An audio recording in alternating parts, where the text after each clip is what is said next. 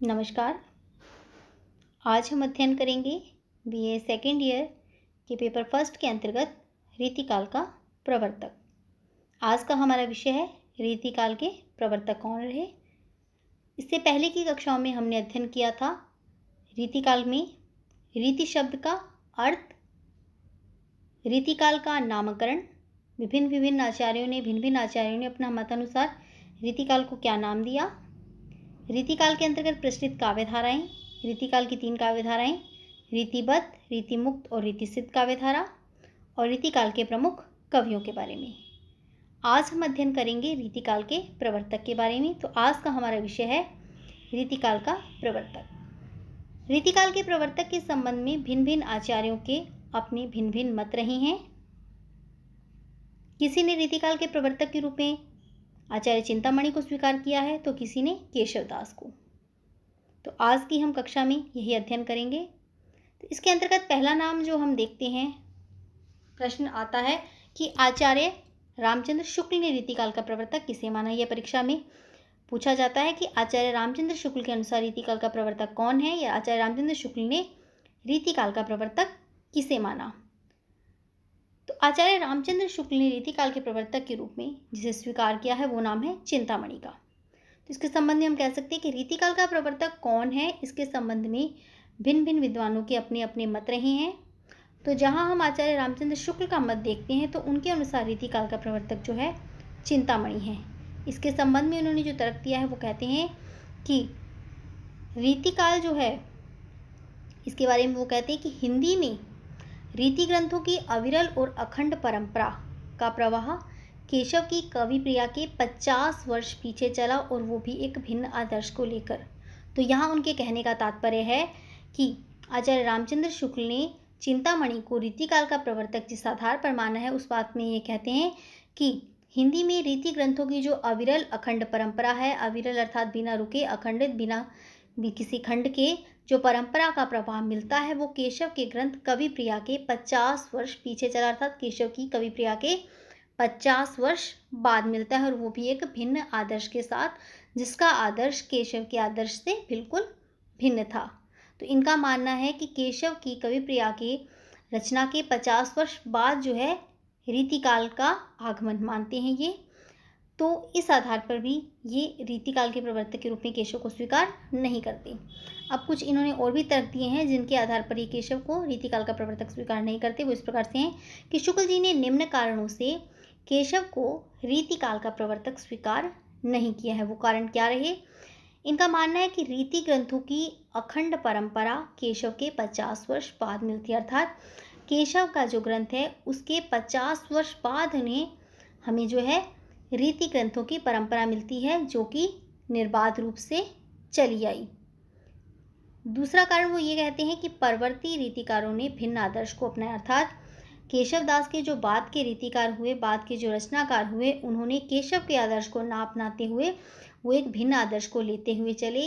इस कारण से भी वो केशव को रीतिकाल के प्रवर्तक के पद पर स्वीकार नहीं करते हैं। तीसरा कारण इन्होंने बताया है कि कालक्रम की दृष्टि से जो केशव है भक्ति काल के अंतर्गत आते हैं, रीतिकाल में नहीं। इनका मानना है कि केशव के ग्रंथ के 50 वर्ष बाद जो है रीति ग्रंथ मिलते हैं, तो इस आधार पर जो केशवदास है वो रीतिकाल से पूर्व के कवि हैं, अर्थात इन्होंने केशवदास को भक्ति काल का कवि स्वीकार किया है, रीतिकाल का नहीं। तो ये तो थे रामचंद्र शुक्ल के तर्क, जिसके आधार पर इन्होंने केशव को रीतिकाल का प्रवर्तक स्वीकार न करते हुए चिंतामणि को रीतिकाल का प्रवर्तक स्वीकार किया है।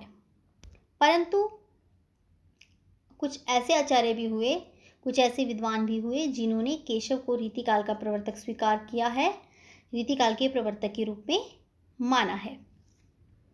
उनका मानना है कि जो चिंतामणि ने तर्क दिए हैं उनके आधार पर हम रीतिकाल के प्रवर्तक के पद से केशव को नहीं हटा सकते। तो इसके संबंध में उनका कहना है कि इन कारणों से हम केशव को रीतिकाल के प्रवर्तक के पद से नहीं हटा सकते। तो इसके संबंध में अन्य विद्वानों ने जो तर्क दिए वो इस प्रकार से हैं कि केशव के ग्रंथ जो है रीति निरूपक ग्रंथ है, अर्थात केशव के ग्रंथों में रीति निरूपक मिलता है, काव्यांग निरूपक मिलता है, जो कि रीतिकालीन ग्रंथों की प्रमुख विशेषता रही थी। और रीतिकाल में रीति शब्द का अर्थ भी काव्यांग निरूपण ही रहा। और दूसरा तर्क दिया गया है कि जहाँ तक आदर्श स्थापना और मौलिकता का प्रश्न है वो न तो केशवदास में मिलती है और न ही चिंतामणि में। दोनों ने ही संस्कृत काव्यशास्त्र का केवल अनुकरण मात्र ही किया है। दोनों के ग्रंथों में किसी भी प्रकार का आदर्श नहीं है जिसे कि परवर्ती आचार्यों ने अपनाया, और न ही किसी भी प्रकार की मौलिकता है। दोनों ने ही संस्कृत काव्यशास्त्र का अनुकरण करते हुए काव्य का सृजन किया है, काव्य को अपने लिखा है। इसी के संबंध में वो एक और तर्क ये भी देते हैं कि केशव के बाद के कवियों ने उन्हें श्रद्धापूर्वक याद किया है, अर्थात बाद के कवियों ने भी अपने साहित्य में केशव की झलक दिखाई है, केशव का अनुकरण किया है। और उनका कहना है कि केशव भक्तिकाल और रीतिकाल के संधि स्थल के कवि हैं, इन दोनों के मध्य के कवि हैं, अतः चिंतामणि को प्रवर्तक मानना अनुचित है। तो ये तो थे अन्य विद्वानों की तरफ। इस आधार पर निष्कर्ष यही निकलता है कि वस्तुतः केशव ने हिंदी की कविता को एक ऐसे चौराहे पर लाकर खड़ा कर दिया जहाँ से ये अपने अनुसार मार्ग निर्धारित कर सकती थी। अतः चिंतामणि को रीतिकाल का प्रवर्तक ना मानते हुए उन्होंने कहा है कि चिंतामणि की अपेक्षा केशवदास का महत्व अधिक है और उन्हें ही रीतिकाल का प्रवर्तक मानना चाहिए या माना जाना चाहिए। तो ये था रीतिकाल के प्रवर्तकों के बारे में कि आचार्य रामचंद्र शुक्ल ने रीतिकाल के प्रवर्तक के रूप में चिंतामणि को स्वीकार किया और उसके संबंध में अपने तर्क दिए, और फिर कुछ अन्य विद्वानों ने, अन्य आचार्यों ने रीतिकाल के प्रवर्तक के रूप में केशवदास को स्वीकार किया।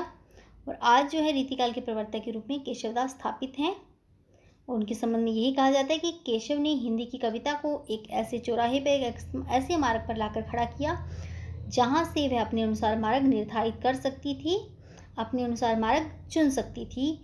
तो इसी कारण से चिंतामणि की अपेक्षा केशव का महत्व अधिक रहा और इसीलिए रीतिकाल के प्रवर्तक के रूप में केशवदास को स्वीकार किया गया, केशवदास को माना गया। धन्यवाद।